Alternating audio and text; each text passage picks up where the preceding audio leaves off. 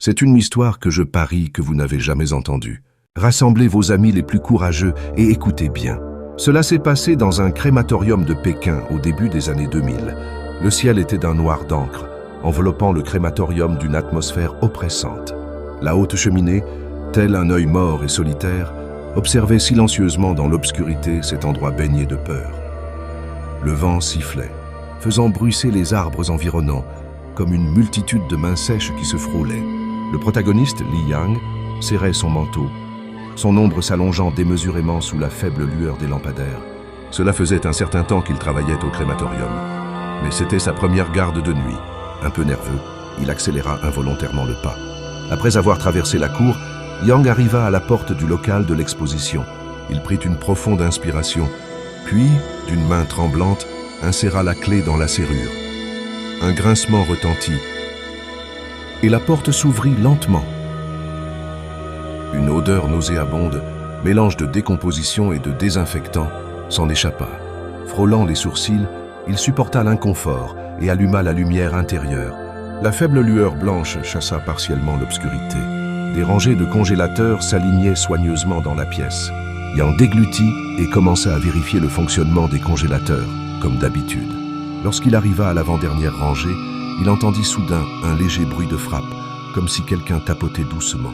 Il tourna brusquement la tête, son regard balayant la pièce. Mais il ne vit que sa propre ombre danser sur les murs. Un peu effrayé, il tendit l'oreille, et le bruit devint plus clair, plus rapide. Le cœur de Yang se mit à battre la chamade. Nerveusement, il s'approcha lentement de la source du bruit. Lorsqu'il arriva à l'endroit d'où il venait, il resta figé. Le bruit provenait d'un congélateur. Sa main tremblait en se dirigeant vers la poignée du congélateur. La sueur froide coulait sur son front.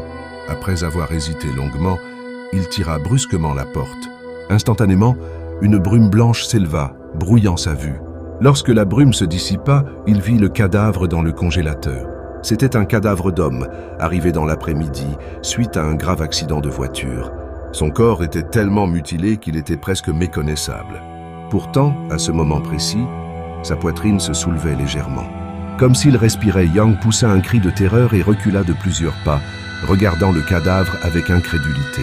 Soudain, le cadavre se redressa lentement. Son corps se tordait avec raideur.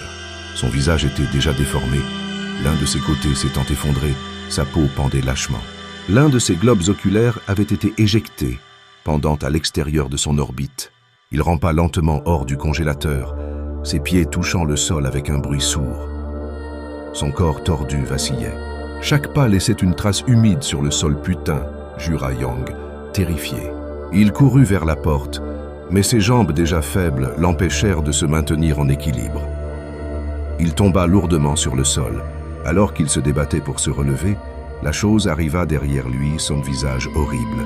Regardait fixement Li Yangoune, odeur de cadavre se dégageait de sa main froide qui agrippa violemment le bras de Li Yang. Il se débattait désespérément, mais en vain. C'est alors que Yang aperçut un couteau de cuisine caché dans une fissure d'un placard. Sans hésiter, il le saisit et le planta violemment dans le bras du cadavre. Un bruit sourd retentit. Le bras de la chose tomba au sol et du liquide fétide gicla de la plaie, éclaboussant le visage de Li Yang. Yang n'eut pas le temps de réfléchir. Il se releva en hâte et s'élança hors du bâtiment. Une fois dehors, il courut jusqu'au poste de police voisin. Il raconta son histoire de façon incohérente. Les policiers l'écoutèrent, leur visage exprimant l'incrédulité. Ils regardèrent Yang, désemparés, et réalisèrent qu'il ne mentait probablement pas. Ils retournèrent au crématorium avec Li Yang pour vérifier la situation en 1 heure. Le silence régnait. Yang ouvrit le congélateur. Le cadavre d'homme était allongé tranquillement à l'intérieur, sans aucune anomalie. Il n'y avait pas non plus de sang autour du congélateur. Alors que Yang s'apprêtait à refermer le congélateur, il vit soudain le coin de la bouche du cadavre se relever légèrement, esquissant un sourire étrange.